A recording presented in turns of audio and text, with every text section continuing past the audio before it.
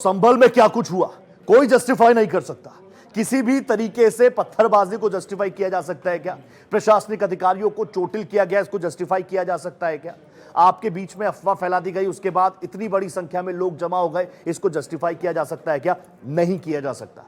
इस मामले पर जो रिएक्शंस आ रहे हैं वो भी सुनिए, संबित पात्रा को सुनिए, अखिलेश यादव को सुनिए।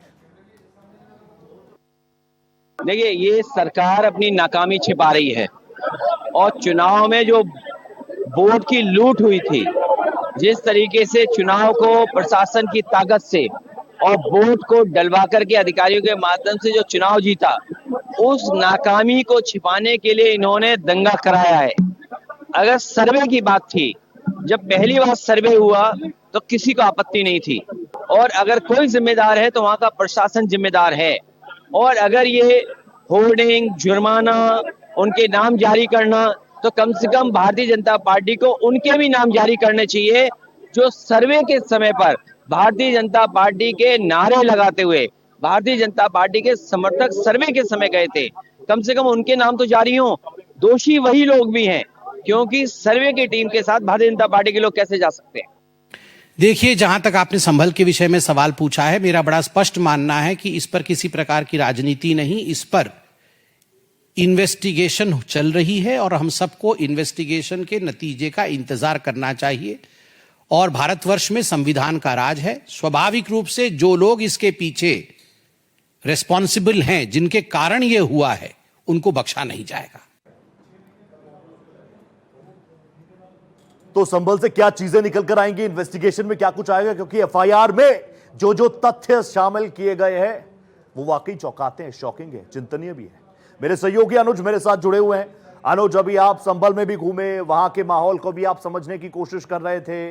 राजधानी लखनऊ में लगातार आपका संपर्क, जाहिर सी बात है किसी भी स्टेट में ऐसे कुछ चीजें हो जाए तो चीफ मिनिस्टर काफी नाराज तो होंगे ही, और योगी आदित्यनाथ का अपना एक स्टाइल है। अब इन दंगाइयों की पहचान चिन्हित करने के बाद आगे प्लान ऑफ एक्शन क्या है?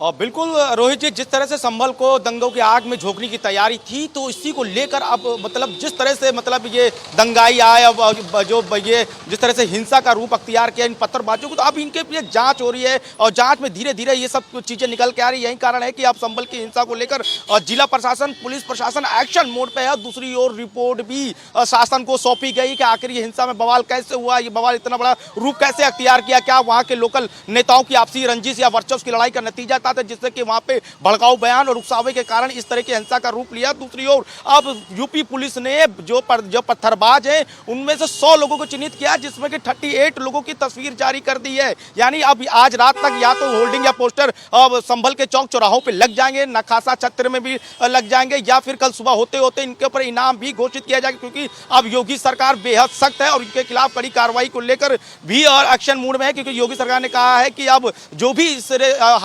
हिंसा में जो लोग शामिल हैं उनकी एक पूरी लिस्ट बनाई जाए, पूरा एल्बम तैयार किया जाए और उनके ऊपर जो भी है पोस्टर लगाए जाए और इनाम भी रखे जाए। और लोगों से अपील भी की, जो अभी 38 जो फोटोज अभी रिलीज की गई है, जिसमें कि जो हाथों में पत्थर दिख रहे हैं, जिनके हाथों में उनके चेहरों पर नकाब दिख रहा है, तो उनकी भी आम जनता से पुलिस ने अपील की है कि उनके बारे में बताएं, और बताने के बाद कल तक भी अनाउंसमेंट भी हो जाएगा कि किन पर कितने कितने इनाम घोषित किए गए। सरकार नाराज है, योगी आदित्यनाथ को पसंद नहीं आया और किसी भी भारतवासी को ये तस्वीरें पसंद नहीं आएगी। यहां से एक नजीर निकलनी चाहिए, हर कोई यही उम्मीद कर रहा है। थैंक यू सो मच अनुज, आप जुड़े हमारे साथ।